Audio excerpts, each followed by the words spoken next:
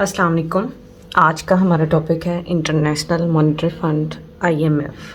Current affairs के लिए S A के लिए भी ये टॉपिक इम्पॉर्टेंट है। और जैसे कि अब आपको पता है पाकिस्तान अफेयर्स में भी मोस्टली क्वेश्चन करंट अफेयर्स के अकॉर्डिंग ही आते हैं, तो इसलिए ये बहुत इंपॉर्टेंट टॉपिक है CSS PMS point of view से। तो फर्स्ट ऑफ ऑल तो हम ये देखेंगे कि क्यों है न्यूज़ में इतना IMF करंट अफेयर का इतना ये इम्पॉर्टेंट टॉपिक क्यों है। Recently some days before, IMF and Pakistan have finally reached $3 billion financial assistance package through standby arrangement. Standby arrangement के थ्रू IMF इस बात पे एग्री हो गया है बहुत ज़्यादा कोशिशों के बाद कि वो पाकिस्तान को फिनेंशियल असिस्टेंस देगा, और वो भी $3 बिलियन की। एक्सपेक्टेशन से ज़्यादा है। ऑलमोस्ट $1.1 बिलियन के लिए ट्राई कर रहे थे फाइनेंस मिनिस्टर, लेकिन अब IMF ने ये कहा है कि वो $3 बिलियन के फाइनेंशियल असिस्टेंस पैकेज देंगे और स्टैंड बाय अरेंजमेंट के थ्रू। अब ये स्टैंड बाय अरेंजमेंट क्या है, ये हम नेक्स्ट पेजेस में देखेंगे कि क्या क्या रूल्स हैं IMF के, किस तरह से वो लोन देता है, डिफरेंट टाइप्स ऑफ लोन्स कौन से हैं, तो उसमें हमें अच्छी तरह से समझ आ जाएगा कि स्टैंड बाय अरेंजमेंट क्या है। इन शॉर्ट, IMF और पाकिस्तान दोनों का आपस में मुआहदा हो गया है $3 बिलियन की फाइनेंशियल असिस्टेंट का, जो कि IMF देगा पाकिस्तान को इसके बैलेंस ऑफ पेमेंट के क्राइसिस को दूर करने के लिए। अभी IMF के बारे में स्टडी करने से पहले हम ये देख लेते हैं कि अभी रिपोर्ट आई है IMF की, जिसमें उन्होंने बताया है कि अर्जेंटीना ने सबसे ज़्यादा लोन लिया हुआ है IMF से। Argentina ranked first, Egypt at second place, Ukraine third place पे है और इक्वाडोर फोर्थ प्लेस पे, और पाकिस्तान फिफ्थ स्पॉट पे है। मींस इंटरनेशनल मॉनेटरी फंड के टोटल 190 मेंबर्स में से अर्जेंटीना फर्स्ट नंबर पे है, इजिप्ट सेकंड नंबर पे है, जिसने जितना लोन मतलब लोन की ये है ये कि अर्जेंटीना ने सबसे ज़्यादा लोन लिया हुआ है, उसके बाद इजिप्ट ने, फिर यूक्रेन ने, फिर इक्वाडोर और फिर पाकिस्तान ने। With loans from IMF worth $10.4 billion, Pakistan will overtake Ecuador to become the world's fourth largest borrower. $10.4 billion, $3 billion अगर पाकिस्तान को मिल गए हैं IMF से, तो पाकिस्तान का लोन हो जाएगा $10.4 बिलियन। तो फिर पाकिस्तान फिफ्थ से फोर्थ प्लेस पे आ जाएगा IMF के बोरोअर में, और फोर्थ लार्जेस्ट बोरोअर बन जाएगा फ्रॉम द IMF, जो कि अभी पाकिस्तान फिफ्थ स्पॉट पे है। Pakistan also holds the title of being the largest IMF borrower in Asian region. इसी रिपोर्ट में जो IMF ने जारी की है उसमें ये बताया है कि एशियन रीजन में से भी सबसे लार्जेस्ट जो IMF बोरोअर है वो पाकिस्तान ही है। अब हम ये देखेंगे कि IMF है क्या। IMF का इंट्रोडक्शन देखेंगे, फिर हम ये देखेंगे कि IMF पे क्या क्रिटिसिज्म हो रहा है, इसके ऑब्जेक्टिव्स क्या हैं, किस तरह से फंक्शन करता है और किस तरह से ये लोन देता है अपने मेंबर कंट्रीज़ को, और इसकी हिस्ट्री क्या है, थोड़ा सा उसको स्टडी करेंगे। एंड देन हम पाकिस्तान और IMF की जो हिस्ट्री है उसको डिटेल से स्टडी करेंगे पेपर पॉइंट ऑफ व्यू से। ये एक ऑर्गेनाइजेशन है 190 मेंबर कंट्रीज़ की। इसका हेडक्वार्टर वाशिंगटन में है। इम्पोर्टेंट MCQ है कि IMF का हेडक्वार्टर कहाँ है। Washington DC United state of America का जो कैपिटल है, और ये स्पेशलाइज्ड एजेंसी है यूनाइटेड नेशन की। और इसका काम क्या है, बेसिक काम क्या है इंटरनेशनल मॉनेटरी फंड का, इसके नेम से ही शो होता है कि ये फाइनेंशियल असिस्टेंस देता है अपने मेंबर कंट्रीज़ को। IMF provides financial assistance to its member countries, just अपने मेंबर कंट्रीज़ के लिए ही ये काम करता है, और टोटल 190 मेंबर कंट्रीज़ हैं IMF के। नेक्स्ट है history of IMF। History of IMF में हम देखेंगे कि कब बना था IMF conceived at a UN conference in Bretton Woods. तो USA में ब्रेटन वुड्स में यूनाइटेड नेशन की कॉन्फ्रेंस हुई थी जुलाई 1944 को, तो तब IMF की बुनियाद रखी गई। 44 countries south to build framework for economic cooperation. वैसे अभी तो 190 मेंबर टोटल कंट्रीज़ हैं, बट तब 44 कंट्रीज़ थे इसके फाउंडेशन जिन्होंने रखी इसकी। तो south to build framework for economic cooperation, actually इसे रखा ही IMF को, नेम से ही जैसे ज़ाहिर हो रहा है इंटरनेशनल मॉनेटरी फंड, तो इकोनॉमिक कोऑपरेशन के लिए इसे रखा गया। तब 1929 में 1944 से पहले 1929 में US में बहुत बड़ा ग्रेट इकोनॉमिक डिप्रेशन आया था, तो उसी को टैकल करने के लिए, इसी तरह के डिप्रेशंस को टैकल करने के लिए जो है ये आईएमएफ को बनाया गया। उसके अलावा 1939 में वर्ल्ड वार 2 भी कंटिन्यू था, जिसने इकोनॉमिकली कम्प्लीटली, वैसे तो डिस्ट्रॉय किया ही किया था कंट्रीज़ को, इकोनॉमिकली भी उनको कम्प्लीटली डिस्ट्रॉय कर दिया था वर्ल्ड वार 2 ने। तो उस वक्त इकोनॉमिक कोऑपरेशन एक नीड थी, बहुत बड़ी नीड थी उस टाइम। 44 कंट्रीज़ ने आईएमएफ की बुनियाद रखी। They introduced a system of convertible currencies at fixed exchange rates and replaced gold with US dollar. लेकिन ये सिस्टम फेल हो गया, फिक्स्ड एक्सचेंज रेट्स का सिस्टम फेल हो गया। तो after the system of failure वो कोलैप्स हो गया 1971 में। तो अब कंट्रीज़, उसके बाद कंट्रीज़ को फिक्स एक्सचेंज रेट्स के सिस्टम को ख़त्म कर दिया गया 1971 के बाद। Now countries are free to choose their exchange arrangements. बाद है ऑब्जेक्टिव्स ऑफ आईएमएफ। आईएमएफ का क्या ऑब्जेक्टिव था जब इसको बनाया गया? तो क्या सोचा गया कि क्या इसके ऑब्जेक्टिव्स होंगे, क्या रीजंस होंगी इसको बनाने की? तो जो कुछ इम्पोर्टेंट है वो ये था कि ऑब्जेक्टिव आईएमएफ का ये है कि प्रमोट करेगा एम्प्लॉयमेंट को और सस्टेनेबल इकोनॉमिक ग्रोथ को, कि ऐसी इकोनॉमिक ग्रोथ हो सब कंट्रीज़ के अंदर जो सस्टेनेबल हो।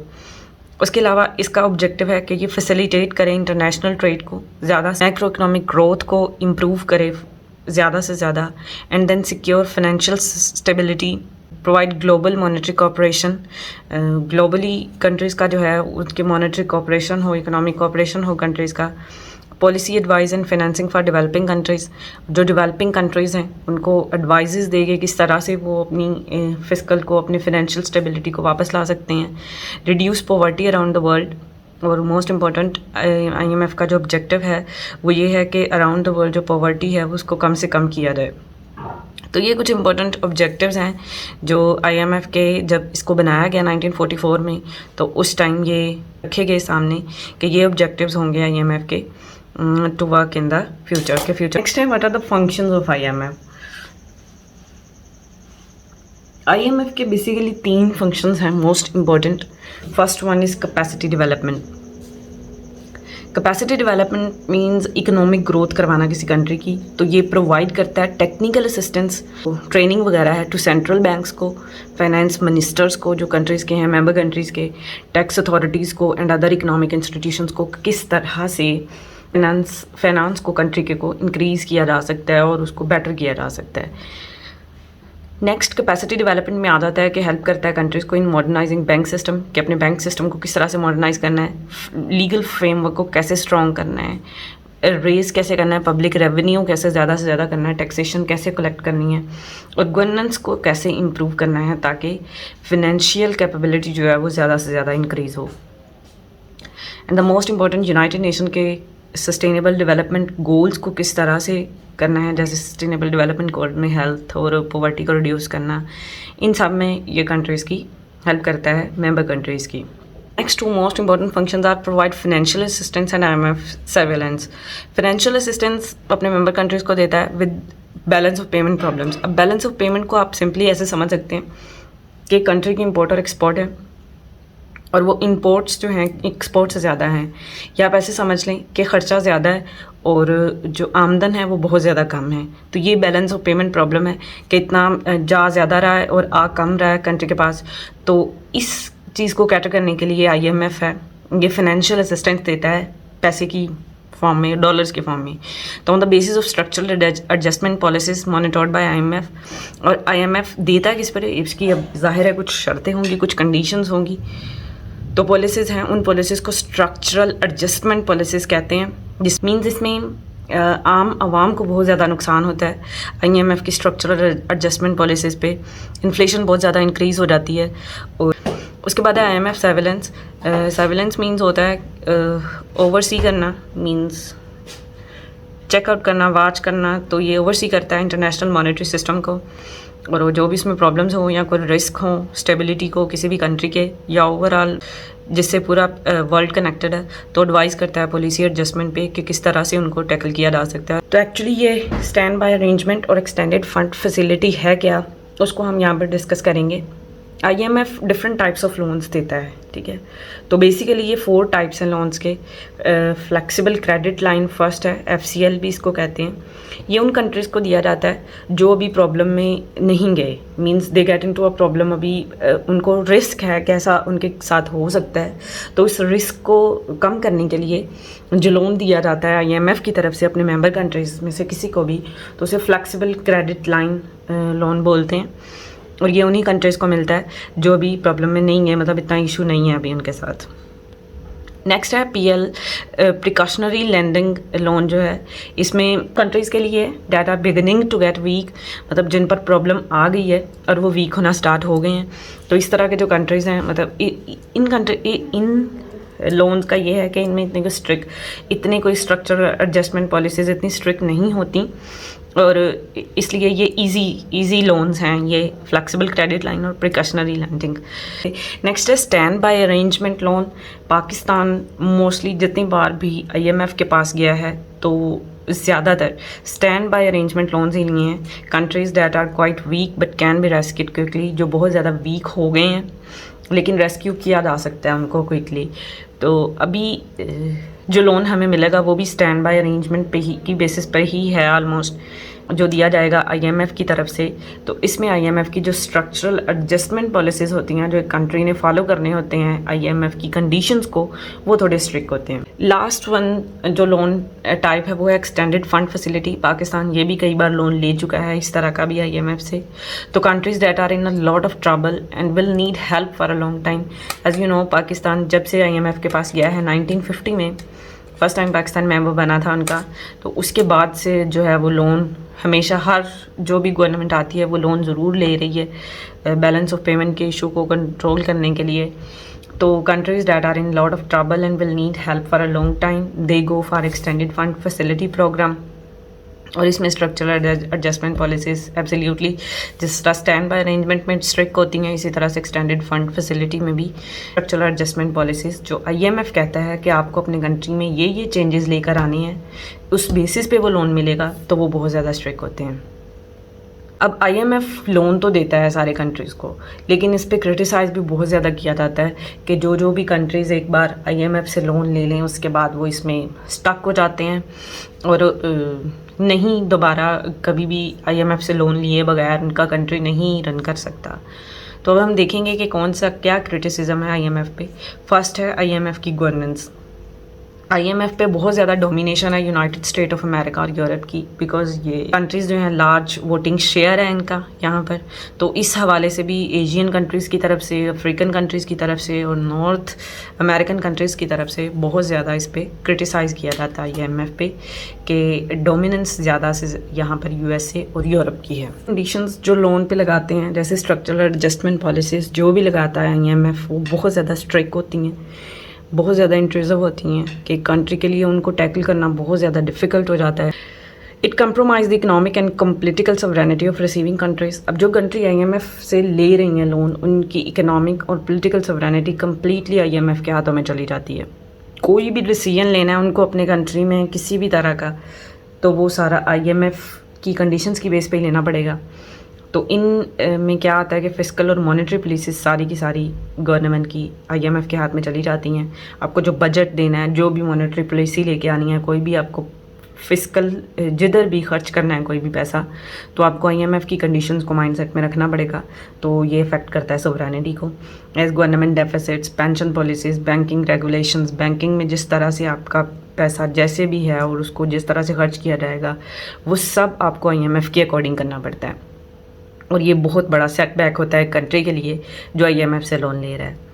नेक्स्ट है इनकी policies imposed at all once. अब पॉलिसीज़ देता है स्ट्रक्चरल एडजस्टमेंट पॉलिसीज़, आईएमएफ बता रहा है आपको कि जिन कंडीशंस पे दे रहा है, वो कहता है कि अब सारी की सारी स्ट्रक्चरल एडजस्टमेंट पॉलिसीज़ को एकदम इम्पोज किया जाए, रैदर दैन एक सीक्वेंस में 1 बाय 1 करके करें उनको इम्पोज। बट आईएमएफ कहता है कि एकदम करें। तो इस एकदम करने से इतनी इन्फ्लेशन इंक्रीज़ होती है और आम आदमी जो है सारा बर्डन उस पर आ जाता है। Some changes are politically impossible to achieve causes too much domestic opposition. अब कुछ चेंजेस जो कहता है IMF करने के लिए वो पोलिटिकली इम्पॉसिबल होती हैं एक गवर्नमेंट के लिए उस टाइम की, कि वो बहुत ज़्यादा डोमेस्टिक अपोजिशन क्रिएट होती है उनकी वजह से, जैसे हम अपनी कंट्री में भी देख सकते हैं। अभी अब लोन मिलेगा तो उसके बाद पता चलेगा कि क्या क्या कंडीशंस थी और किस तरह से अब हम आम आदमी को सफ़र करना पड़ेगा IMF के लोन की वजह से। बैलेंस ऑफ पेमेंट का इशू तो कुछ टाइम के लिए रिजॉल्व हो जाएगा, इन्फ्लेशन इंक्रीज होगी। अब ये तो हो गया IMF का इंट्रोडक्शन। नेक्स्ट वीडियो में हम देखेंगे कि पाकिस्तान और IMF का क्या रिलेशन है, current affairs point of view से हिस्ट्री देखेंगे पहले उसकी, कि किस तरह पाकिस्तान ने कैसे कैसे लोन लिया IMF से और अब उसके इम्प्लिकेशंस क्या हैं पाकिस्तान पे। क्या पाकिस्तान IMF से लोन लिए बगैर कर सकता है गुजारा, उसके लिए हम कुछ केस स्टडीज़ को भी डिस्कस करेंगे कि कैसे इंडिया या फिर कोई और कंट्रीज़ जो हैं IMF से लोन नहीं ले रही लेकिन फिर भी इकोनॉमिकली वो बहुत ज़्यादा ग्रो कर रहे हैं, और किस तरह से उन्होंने छुटकारा पाया IMF से। अगर कुछ कंट्रीज़ अब नहीं ले रहे लोन और उन्होंने पहले लोन लिया था, जैसे इंडिया ने लास्ट टाइम लोन 1991 में लिया IMF से, और अब वो कुछ इतना खास नहीं लोन ले रहे IMF से बिकॉज दे इकोनॉमिकली ग्रो कर रहे हैं वो। तो किस तरह से पाकिस्तान भी IMF से छुटकारा पा सकता है और किस तरह से बिना IMF के लोन्स के इकोनॉमिकली ग्रो कर सकता है, उसके लिए क्या कंडीशंस चाहिए और किस तरह का क्या स्नैरियो ला सकते हैं हम कंट्री के अंदर पॉलिटिकली या डोमेस्टिकली, या कौन से चेंजेस करके हम जो है IMF के लोन के बगैर अपनी कंट्री को रन कर सकते हैं।